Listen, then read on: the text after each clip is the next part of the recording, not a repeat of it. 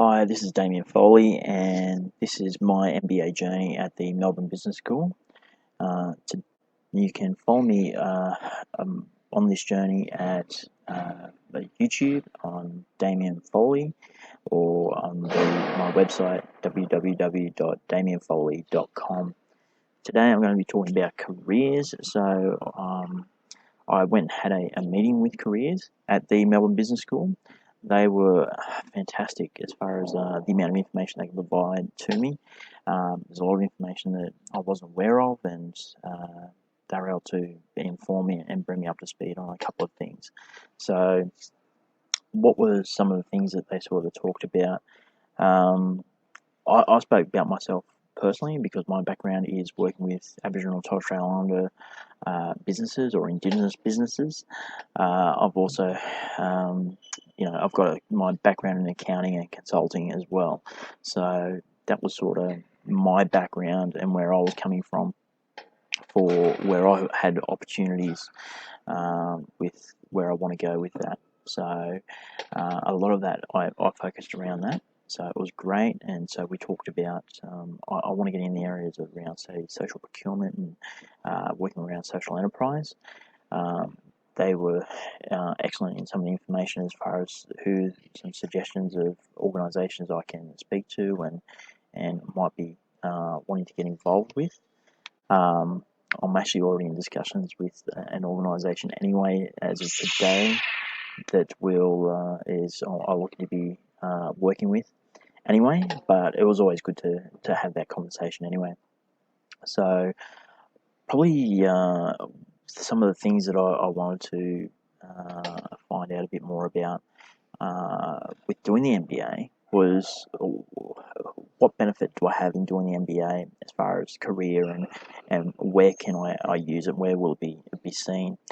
Probably as part of my conversations is that the MBA overseas in, say, Europe and America, North America especially, is that the MBA is a valued qualification, and for some certain careers, you actually require to have an MBA in order to progress or be able to do those jobs. So, for example, consulting. Consulting is you need to have an MBA, or it's highly valued to have for getting work in a consulting firm. So in Europe and North America, so the USA and Canada and so forth.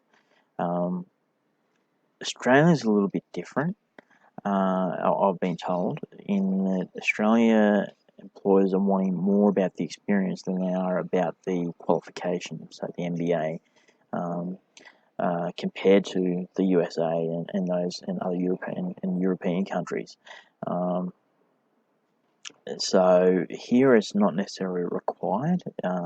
It's nice to have, but Australian companies are more interested in the experience you bring to the table rather than the piece of the qualification itself. So the information or advice I was given around that is that if I'm wanting to work here in Australia for an Australian company, that I won't necessarily be putting forward the MBA, so to speak. It could actually, depending on who's interviewing me and saying that I've got an MBA from Melbourne Business School, they could see that bit of a tall poppy syndrome and say it's a bit of a snob factor. Whereas they're more interested in, okay, what do I offer them as far as experience, and how does the MBA introduce that experience into for their benefit, so their value add. So because the Australian employment area is changing, no longer are the days where we have the first job we have is our last job, and we get the gold watch at the end of it. So it's not uncommon it's sometimes even expected that you move or transition through jobs every 2 years.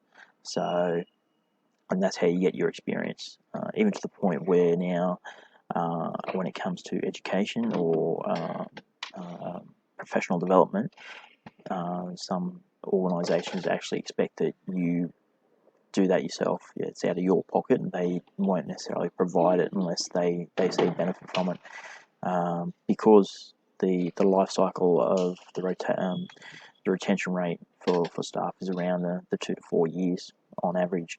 So they don't want to be investing in somebody only for them to leave 2 or 3 months later after they do it.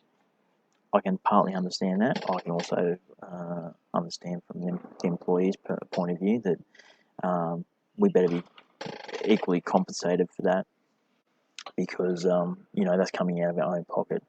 So I know my first job in accounting, to do the CA program, my employer expected me to pay that out of my own pocket. There was going to be no contribution by him. It was a small accounting firm.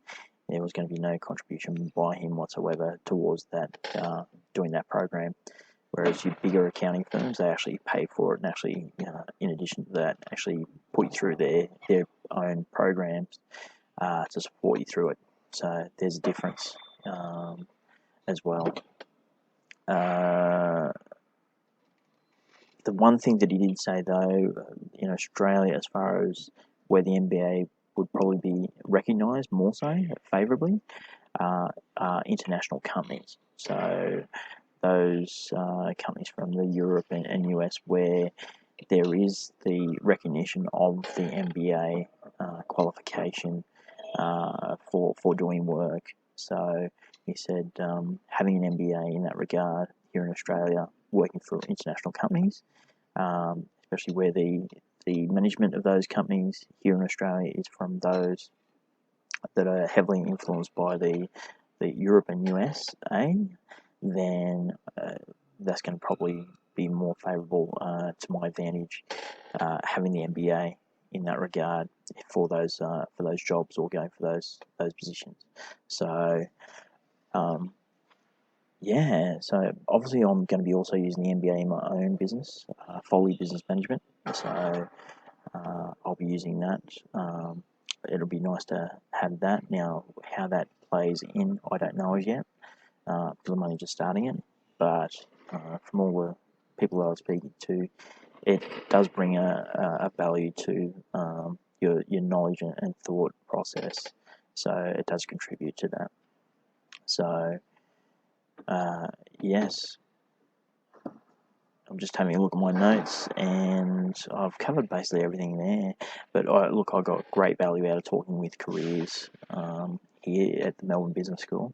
They are fantastic. I highly recommend, if you are doing the MBA at Melbourne Business School, even though you might already have a job, just go and talk with them, because it's always good to find out what opportunities having the MBA can have. So look, probably around the dollar value for the return. We were talking before about return on investment. It's probably, for an Australian company, not going to be seen in terms of the qualification directly. It's going to be about the experience I bring, and then what the MBA supports that experience. Whereas a international company, they will look at it favourably, hopefully, for a qualification, and it does provide value for my income, that the salary that I'm compensated for that initially, rather than just about the experience. So that's an interesting way to look at how the MBA is considered by employers from an Australian perspective and an international perspective. So yes, again, this is Damien Foley. I'm signing off. You can follow me again on YouTube at Damien Foley, and at www.damienfoley.com. I'm going to follow up with some more information around. I'm going to have some more, hopefully, meetings with people at the University of Melbourne itself. As an Aboriginal and Torres Strait Islander student at the University of Melbourne, I want to get in contact with their Indigenous unit there, the Aboriginal and Torres Strait Islander student support unit. And get involved that way. I've also done previously where I have been a mentor for university students, undergrads, for UQ and QUT. So I'll see if I can get involved with that here at the University of Melbourne as well. Play a role in that. It's something I've enjoyed previously, where I've been a mentor for undergrad students who are in their final year, and giving them advice around where they can take their degree and their career in that regard. So again, I'll sign off again. This is Damien Foley. You can find me at YouTube and at www.damienfoley.com.